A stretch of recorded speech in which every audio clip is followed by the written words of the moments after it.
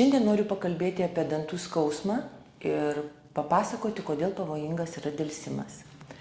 Jeigu jums pradėjo skaudėti dantį, skausmas buvo aštrus, stiprėjantis vakare arba naktį, plito į smilkinį, ausį arba kaklą, tai reiškia, kad prasidėjo danties nervo uždegimas.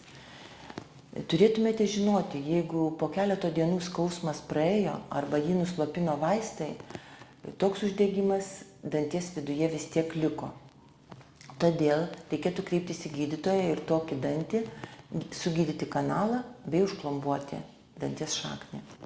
Yra atliktos studijos, kuriuo metu yra nustatyta, kad infekcija iš danties šaknies kraujo keliu gali būti išnešiojama po visą organizmą, tai gali sukelti sepsinį endokarditą, pabloginti artritą, sukelti kai kurias autoimuninės ligas ar netgi sukelti sepsį. Sepsis dar vadinamas kraujo užkrėtimu.